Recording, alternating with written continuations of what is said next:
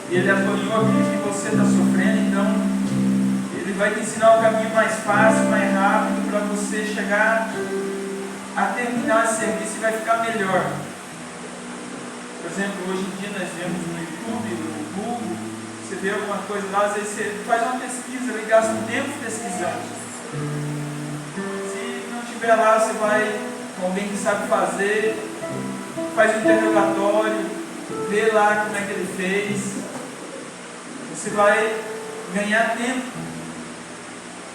E a Bíblia fala que os mais velhos devem ensinar os mais novos na fé. Por quê? Porque quando você não é copo cheio, porque o copo cheio, irmão, não tem mais o que acrescentar. Se o copo estiver cheio d'água, não tem mais o que colocar alguma coisa. Então tem pessoa que eles acham que ele está cheio. Então esse não cresce mais em Deus. Ele não tem a humildade de sentar para aprender. Também não é uma questão de humildade, também é uma questão de interesse. De querer saber mais. Porque quem já fez alguma coisa. E daí você percebe que essas pessoas que não têm humildade, que não têm o interesse de querer aprender, que eles sempre estão patinando, dando voltas. Igual o desenho do Shrek. Perdido lá, dando voltas.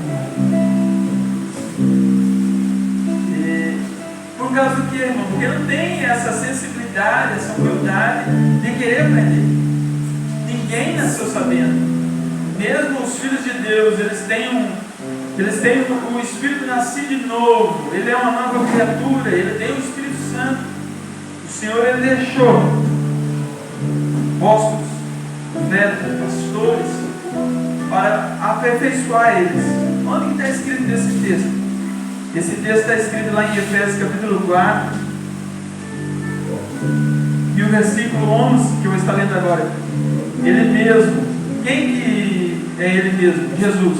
Ele mesmo deu uns apóstolos, outros para profetas, outros para evangelistas, outros para pastores e doutores, querendo o aperfeiçoamento do santo para a obra do ministério, para a edificação do corpo de Cristo, até que todos chegamos à unidade da fé e ao conhecimento do Filho de Deus, o varão perfeito, a medida e a estatura completa de Cristo, para que não sejais mais meninos inconstantes, levados em redor por todo o vento de doutrina e pelo engano dos homens, que com astúcia enganam fraudulosamente.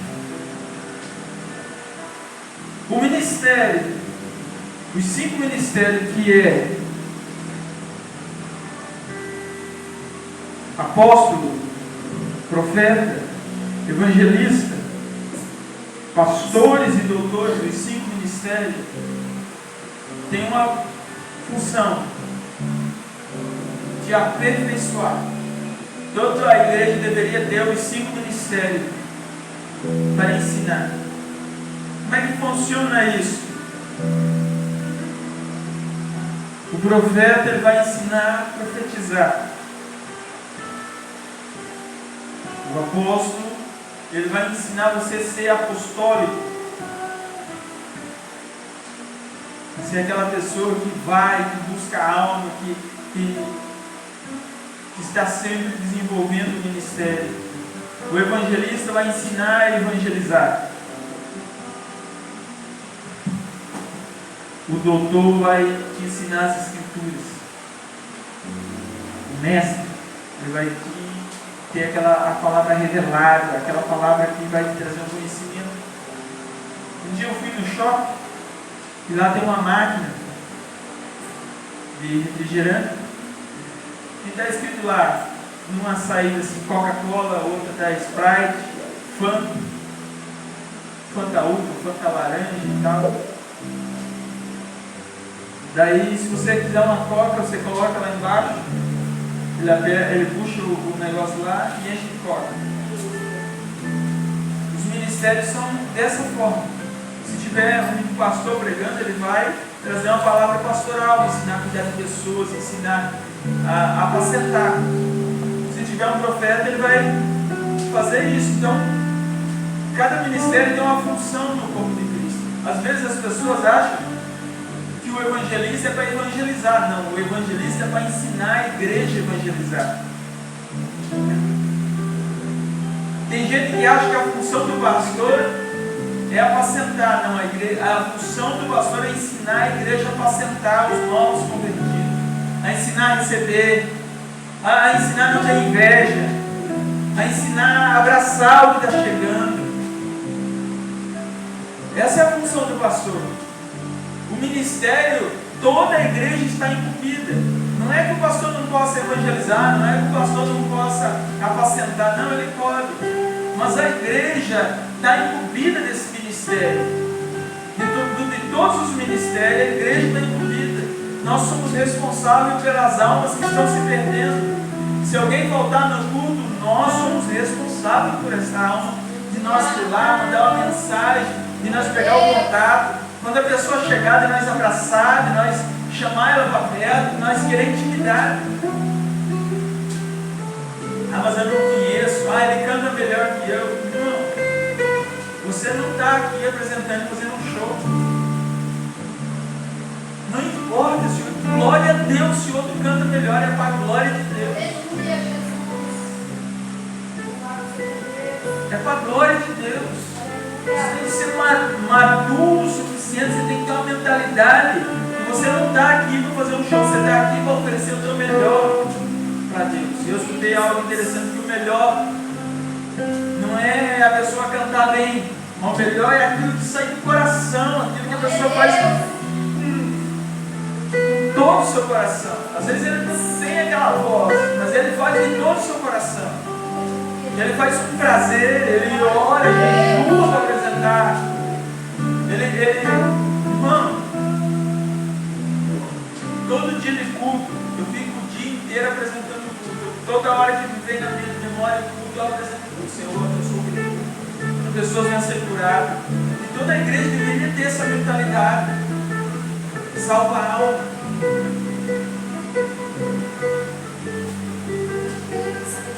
Agora nós vamos começar a ministrar. Às vezes a igreja ela não tem essa compreensão. E por isso que muitas vezes ela não cresce, não se desenvolve. Porque ela acha que tudo está nas costas do pastor. Só que na realidade está nos nossos ombros. Todos nós. Se o pastor fizer o papel dele, você está com problema. Se o evangelista fazer o papel dele, você está com problema. Porque ele vai colocar a responsabilidade sobre teus ombros. Você tem que evangelizar, você tem que capacitar, você tem que ser apostólico, você tem que ser profeta lá fora. Aqui dentro é muito fácil, irmão, você profetizar. Aqui dentro é muito fácil você cantar. O negócio é lá fora, e aqui você está sendo treinado para ir lá fora.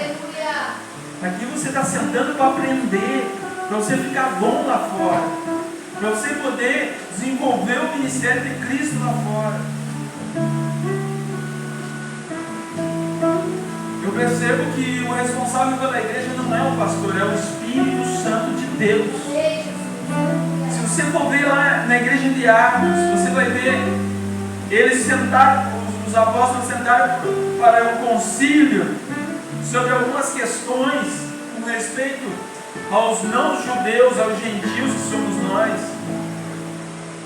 E na palavra final, eles falaram assim: pareceu bem a nós e ao Espírito Santo.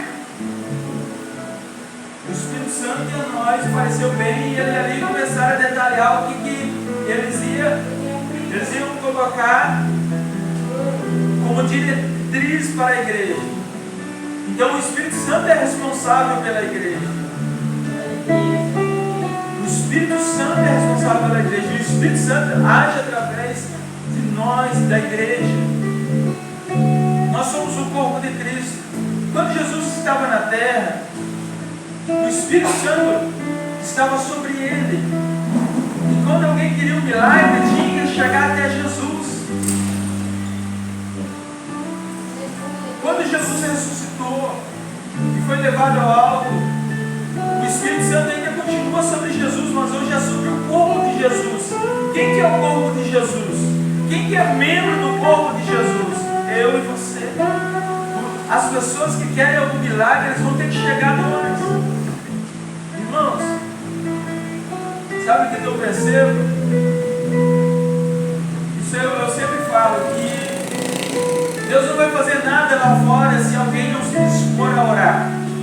Se alguém não se dispor a interceder por alguma vida. Sabe quando alguém morre ao teu lado, um vizinho morre, um parente teu, um conhecido teu morre de forma trágica, de forma terrível. E você diz: nossa, meu Deus, como é que pode ter acontecido isso com ele? Talvez seja tua negligência, por você não ter orado por ele, intercedido pela alma dele. O Senhor nos chamou para nós sermos sacerdotes. Sacerdote faz o papel de intercessor. Nós somos sacerdócio santo. Deus opera através de nós, de mim e você. Sabe, tem gente que pensa assim, que houve uma grande batalha lá no céu. Quando Lúcifer foi expulso de lá, Deus nunca batalhou com Lúcifer. Nunca houve uma batalha. Nunca. É bem provável que Lúcifer ficou muito tempo pregando a rebeldia no céu. Bíblia diz que a terça parte dos anjos caiu, é bem provável que seja aquelas pessoas, aquelas criaturas que estavam debaixo do domínio dele. É bem provável que ele tenha falado muito sobre a rebelião que ele estava para fazer. Ele conquistou, ele conseguiu evangelizar, diabolicamente falando, a terça parte dos anjos, as estrelas, a terça parte dos anjos lá no céu. E quando, acredito eu, porque a Bíblia vai dizer, Deus sempre fala sobre cálice. Então Deus ele começa assim, irmão, quando alguém faz alguma coisa, o cálice de Deus começa a encher. Vai enchendo até que uma hora chega o julgamento. Entenda bem que o ímpio, ele vai errando, muitas e muitas das vezes, até que uma hora o cálice transborda. O que significa o cálice transbordar? Significa o julgamento de Deus. Deus vem com juízo. Ele bate o martelo. E aí, quando você vê do nada, a pessoa se arrebenta. Foi isso que aconteceu com Lúcifer. Chegou a hora de ele ser julgado. Quando ele foi julgado, o Senhor deu uma ordem a Miguel. E Miguel expulsou a terça parte dos anjos. Isso é bem provável que aconteceu antes da criação do homem. E é bem provável que eles foram lançados sobre a terra. Por isso que lá em Gênesis vai dizer que a terra estava sem forma e vazia.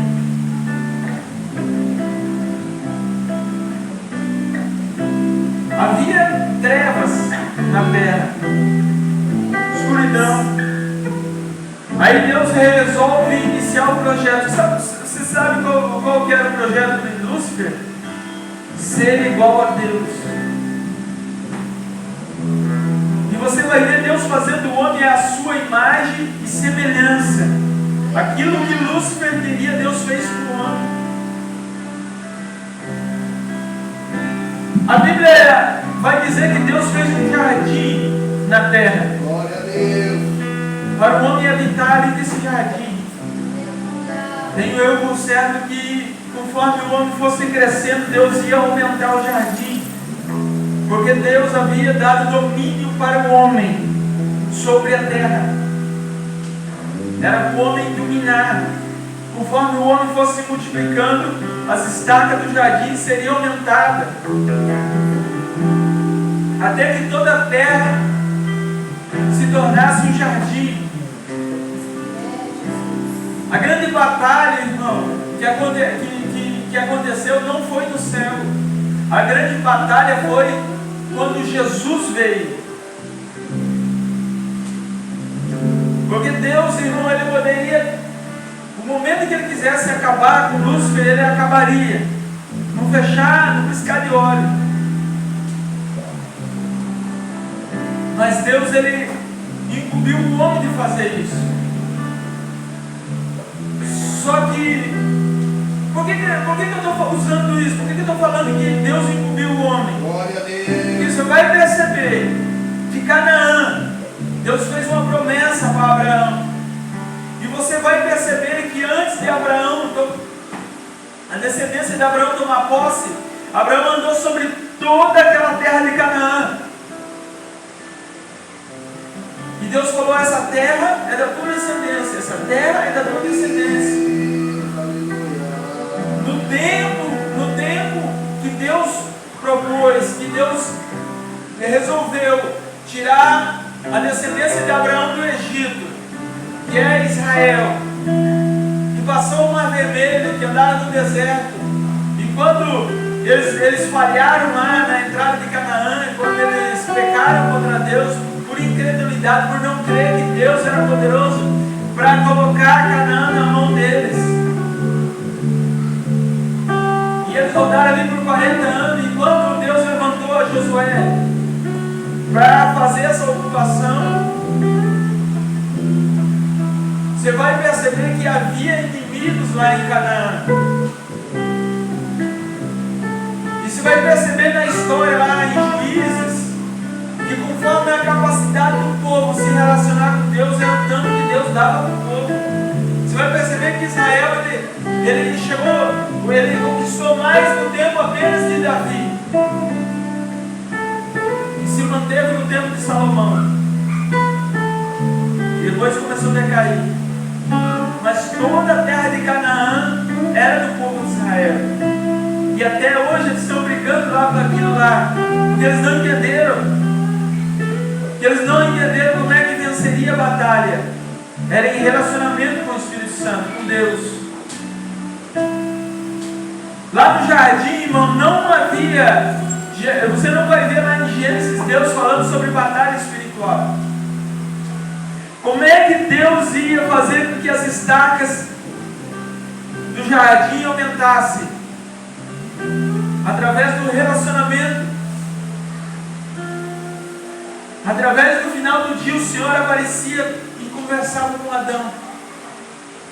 Como é que você vai crescer? Como é que você vai tomar posse daquilo que Deus te prometeu? Através do relacionamento. Nós não podemos, irmão, ficar muito focado em batalha espiritual. O diabo está aqui, o diabo está ali. Irmão, se relacione com Deus e com o Espírito Santo. Porque onde há luz não pode haver treva. O diabo não tinha poder nenhum contra Adão. Adão que tinha autoridade, tinha domínio. Como é que Adão caiu? O diabo não usou nenhum tipo de poder, porque ele não tem. Ele usou palavras e enganou Adão. Ele foi, sabe, um malandro? Aquela pessoa que consegue te ludibriar e te enganar e pegar o teu dinheiro. Que ele vem com um bom discurso. Ele consegue carregar teu último 10 do teu bolso. Foi assim que o inimigo fez. Ele usou de malandragem e conseguiu enganar e tomou a autoridade de Adão. Além de Adão não poder ponhar as estacas mais, alongar mais o jardim, ele foi expulso do jardim. E o homem não teria mais como vencer o diabo. Por isso que Jesus veio. Mas Jesus, ele andou, irmão, como Deus aqui na terra. Nunca tire isso do teu coração. Na sua identidade ele era Deus. Mas ele abriu mão do seu poder e ele se tornou semelhante a homens. Por quê, irmão? Porque a batalha não poderia ser vencida por Deus. Deus, ele propôs que o homem teria que vencer Satanás. E o homem, Jesus, que venceu Satanás. Você vai ver que lá na tentação, lá no deserto, perceba bem, quando ele falou assim, mostrou os reinos e falou aqui, ó, se você se prostrar, me adorar, eu te dou todos esses reinos, porque a mim foi me dado e eu dou a quem eu quero. Você acha que Satanás, ele sabia que Jesus não ia aceitar a proposta, mas ele falou assim, eu toco a chave, eu tenho autoridade sobre os reinos, eu tenho autoridade sobre a terra, porque a mim foi dado. Quem que deu para ele? Deus? Não, Adão entregou a autoridade. Adão entregou a autoridade, entregou a chave para Satanás, da autoridade, do poder sobre a terra, o domínio. Perceba bem que Satanás estava fazendo uma proposta dizendo, olha, você não precisa enfrentar a cruz, pega o caminho mais fácil, se prostra perante mim e eu te devolvo. Porque ele sabia por que Jesus estava na terra. Ele tinha consciência que Jesus estava ali para tomar a autoridade dele. Só que ele, do jeito que ele enganou Adão, Deus também enganou Satanás.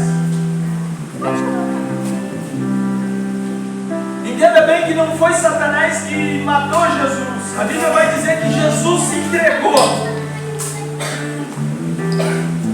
Quer dizer que em todo momento Satanás nunca pode fazer nada, porque ele não tem poder. Jesus falou: ninguém toma de mim a minha vida, eu entrego. Olha bem, tem um texto que Paulo falou: se os príncipes deste mundo conhecessem o Rei da Glória, não teria crucificado.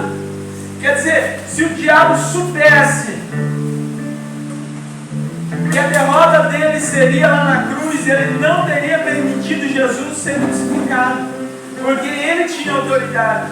Ele achou que matando a Jesus ele conseguiria ter a vitória, mas foi a derrota dele. Satanás, ele sempre estava tentando interpretar as Escrituras. Ele conhece muito bem as Escrituras. Por exemplo, quando Moisés, Deus havia prometido um libertador, de alguma maneira Satanás sabia.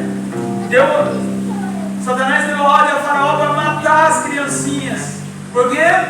Ele sabia que ia nascer um libertador. Quando Jesus ele veio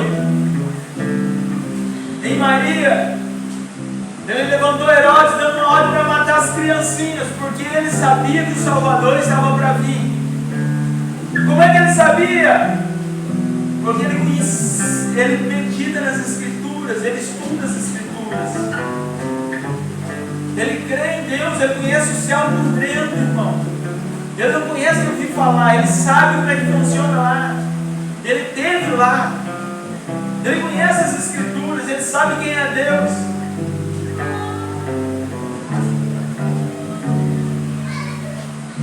Só que de alguma maneira ele não previu que a derrota dele seria com a crucificação de Cristo. E quando Jesus ele morreu e ressuscitou,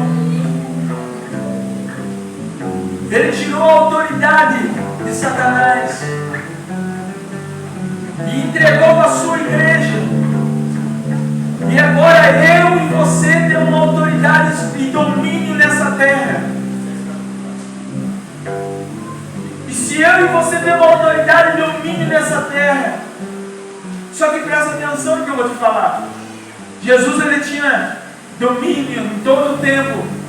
Jesus ele encarou as trevas em todo o tempo. Jesus ele, como é que ele encarou as trevas? Como é que ele derrotou Satanás? Quando ele expulsou os demônios, quando ele curou os enfermos, não teve uma doença que resistiu a ele. O mar obedeceu. Só que lá na tentação, o diabo ele falou assim: transforma essa pedra em pão. Por quê? Porque ele sabia que Jesus tinha domínio. E ele queria que Jesus usasse esse domínio para o seu próprio bem. E Jesus não quis. Mas mais tarde, quando a multidão estava faminta, Jesus multiplicou o pão.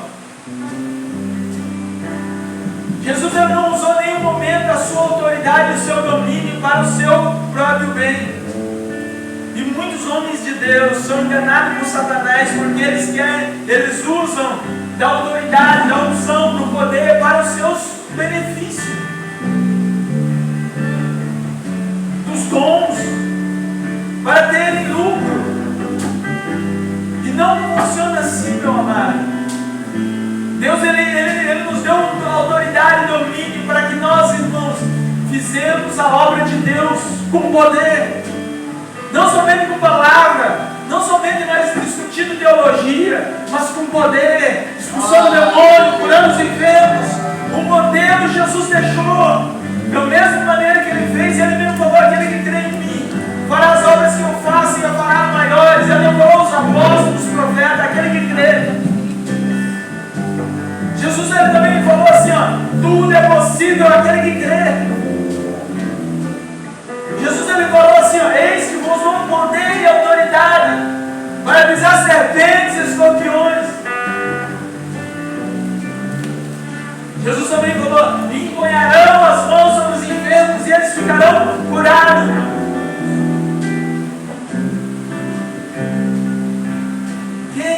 Quem? Eu e você. É os que creem. Creem no que, irmão? Naquilo que Jesus fez. Creem que Jesus, ele venceu a morte. Creem que Jesus tomou a chave do inferno. Creem que Jesus tomou a autoridade e nos entregou, irmão. E eu e você tem uma autoridade. A dependência, irmão. A dependência dos crentes chega a ser doentia. Eu percebo que a maioria dos cristãos é como se estivesse cego. Estão tateando. Estão sem direção, batendo aqui, batendo ali. Sendo que eles têm o Espírito Santo de Deus dentro deles. Sendo que eles têm o Espírito Santo de Deus dentro deles. Eles não sabem o que fazer.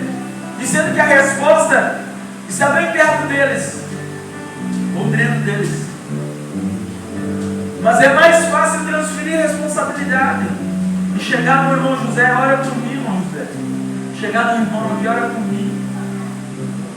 Toda a revelação, ou palavra de conhecimento, ou profecia que você receber, se ela não testificar no teu espírito, porque o mesmo espírito que usa o profeta é o que está dentro de você. Se ela não testificar dentro de você, você não precisa falar contra o profeta. Você não precisa chamar ele de falso profeta. Simplesmente não receba.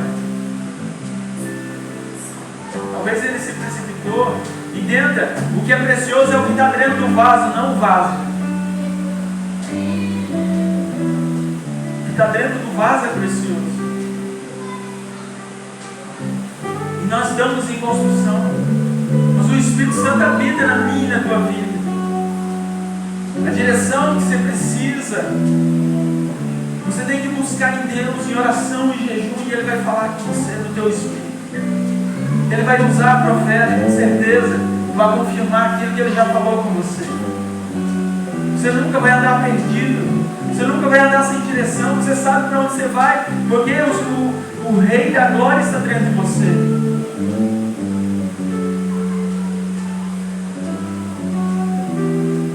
Acabou o nosso tempo, eu ia começar agora mais um pouquinho a falar sobre o poder e a autoridade. Porque eu percebo, a primeira questão que Jesus falou, olha, Jesus andou com 3 anos com os discípulos, eu estou finalizando agora. Ele andou 3 anos com os discípulos ensinando e demonstrando o reino. 3 anos, Jesus andou com os discípulos, ensinando e demonstrando como fazer. Mas quando ele foi para ser levado aos céus, ele falou, ei, não saia por aí pregando, fique em Jerusalém até que do alto seja revestido de poder. Eu ia mostrar aqui nas Escrituras que quando Jesus ressuscitou, ele lá no Evangelho de João, quando ele ressuscitou e teve a reunião com os discípulos, ele soprou e falou, receberem o Espírito Santo. Os discípulos receberam ali uma porção do Espírito Santo. Mas em Atos dos Apóstolos, Jesus falou assim, olha, nós entramos em Jerusalém até que o alto seja revestido de poder. Mas peraí, eles não receberam poder, eles não receberam poder lá fora, não, eles receberam o Espírito Santo. Quando você nasce de novo, você tem o Espírito Santo. Mas quando você busca Deus, você recebe o revestimento de poder. Pense e analise comigo. Eu estou aqui com a camisa. Mas se eu colocar um casaco, eu estou sendo revestido. Eu estou vestido. Agora eu vou receber um revestimento. A pessoa que recebe o batismo do Espírito Santo, ele já está vestido com o Espírito Santo. Aí ele vai receber um revestimento. Para quê, irmão? Para anunciar o Evangelho com ousadia.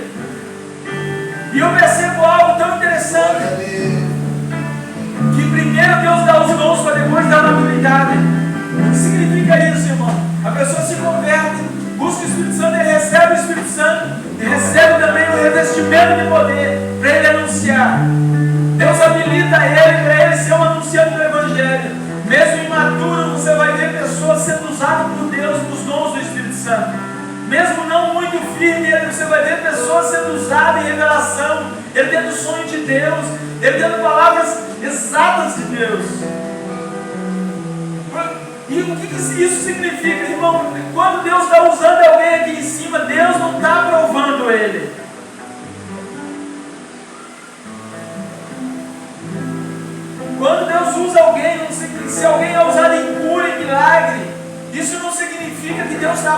quanto ele. Isso não significa que ele é um crente maduro. Isso significa que ele recebeu o poder do alto para pregar com ousadia.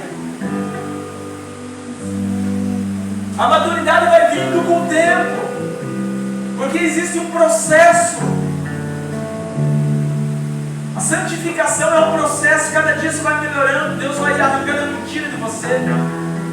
Os dons é para você anunciar, porque, irmão, porque há uma emergência, há uma urgência em anunciar o Evangelho de Deus com poder. Mas entenda bem que você está num processo de santificação, você tem que parar de mentir. Você pode ser usado, eu conheço pessoas usadas por Deus, que ele continua mentindo, só que na cabeça dele ele fala, não, mas Deus me usa lá no culto, Deus me usa em revelação, então está tudo certo, Deus está me aprovando. Isso não significa aprovação de Deus. Significa, irmão, que Deus é tão poderoso que pode usar uma jumenta. Significa que Deus é tão poderoso que Deus pode usar um mentiroso. Que não tem glória nenhuma em você ser usado por Deus. Toda a honra e toda a glória tem que ser dada para Ele. Aleluia a Deus. Mas quando você entender que os dons não te justificam, quando você entender que os dons é para você anunciar Jesus, e que você está em processo, ai irmão, mas eu quero parar certas práticas e não consigo. Entenda bem, você tem um ajudador que está dentro de você, ele vai te ajudar a você parar com o pecado. Isso é um processo. Se você entrar em relacionamento com ele, os galhos vão cair. Esses galhos mortos vão cair naturalmente. No teu relacionamento com o Espírito Santo vai começar a trabalhar na tua vida. Nessas áreas que você quer vencer, nesses pecados que você quer vencer, o Espírito Santo vai dizendo, olha, você tem que parar com isso, você tem que parar com isso. Olha, você tem que melhorar nisso. Só que o segredo é você não ser copo cheio. É você se permitir que o Espírito Santo trabalhe nessas áreas. Tem pessoa que já acha que é quase um semideus. Ele acha que não precisa mais ser trabalhado por Deus. Aleluia a Deus. O Espírito Santo, ele nos confronta, ele nos exorta para que nós mudamos de vida, para que nós abandonamos o pecado. Mas nesse processo nós somos usados ainda por Deus.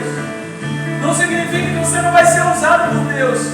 Deus, ele quer te batizar com o Espírito Santo, você cheio de falha. Sabe por que o Espírito Santo habita em você? Não é por causa da tua santidade, é por causa do que Jesus fez na cruz do Calvário. O que Jesus fez na cruz do Calvário te habilitou para você receber o Espírito Santo. Se coloque de pé. Espírito Santo, em nome de Jesus. Ele é teu ajudador, é teu consolador, você precisa dele. É urgência você se relacionar com Deus. É urgência porque no relacionamento você vai vencer as trevas que estão dentro de você. É urgente você receber poder para você anunciar o Evangelho, para você pregar o Evangelho. Mas também é urgente para que você se relacione com Ele. O relacionamento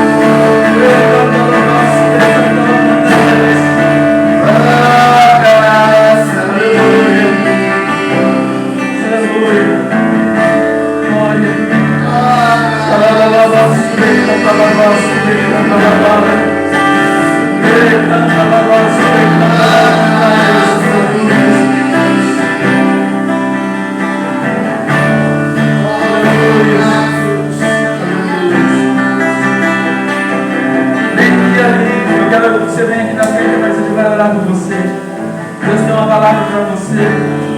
Aquilo que você busca em pessoas, aquilo que você busca em homens, aquilo que você busca nas pessoas, você tem que buscar no Senhor. É Ele que tem que ser autossuficiente para você. Quando o Espírito Santo se tornar suficiente, teu amigo, o teu confidente, toda essa carência vai sair de você. Ele vai ser suficiente para você. Você não vai precisar mais de pessoas, de aprovação de pessoas. Ele vai ser tanto na tua vida que você vai ser completa. Aquilo que você tem saudade, aquilo que faz falta, Ele vai preencher esse vazio e vai se revelar para você de uma forma tremenda.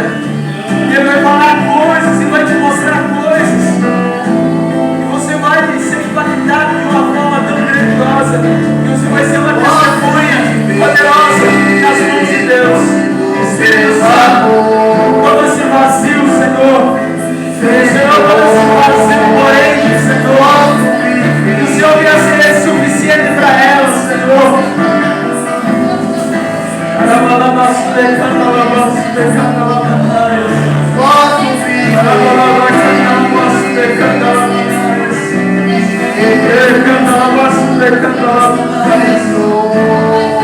Aleluia.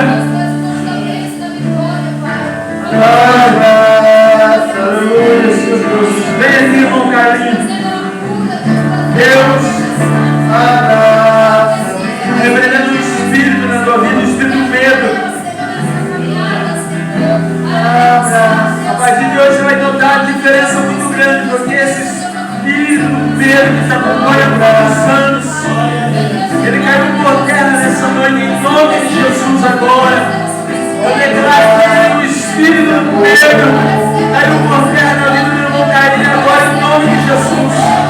Espírito do medo, eu ordeno que você saia da vida do irmão Carlinhos e toda a operação agora nesse corpo, nessa alma, segue agora dessa raiz, onde está a raiz do medo, onde está a raiz do medo alojada na alma, nas emoções.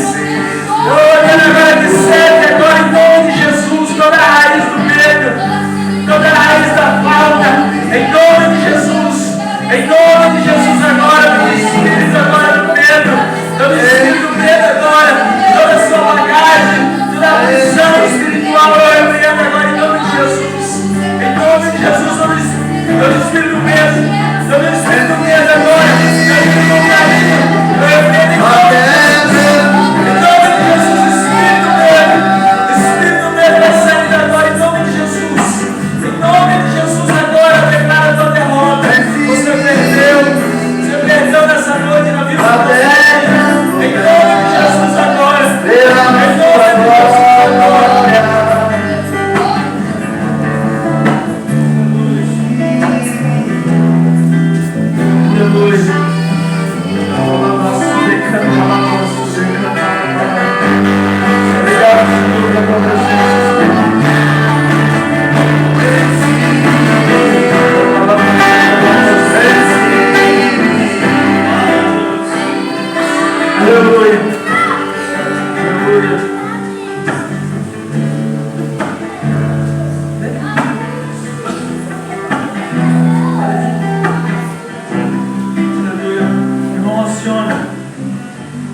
Deus visita uma causa tua e você vai ter resposta nesses dias. Senhor Jesus, obrigado, Senhor Deus, pela tua presença na vida do nosso Senhor. Senhor Deus, em nome de Jesus, Senhor Deus, em nome de Jesus, Senhor. Deus, em nome de Jesus, traz resposta, Senhor Deus, é aquilo que o Senhor causa, Senhor Deus, que havia até resposta, Senhor. Em nome de Jesus, Senhor, vai confirmar essa palavra, Senhor. Em nome de Jesus, Senhor, em nome de Jesus, amém?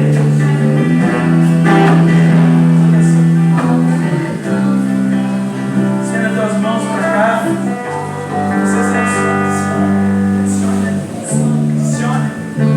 emociona teu irmão, né? Aleluia. Que a graça do Senhor Jesus Cristo, que o amor de Deus, que a comunhão do Espírito Santo seja com cada um dos irmãos e todos dizem. Quando eu me converti, nós congregamos juntos. E ele tinha uma palavra. Toda vez que ele ganhava a oportunidade, ele trazia uma palavra. Sempre era uma palavra revelada para mim. Deus falou muito usando o irmão. Não me lembro se fosse hoje. Amém? Sábado temos um culto aí para a glória de Deus.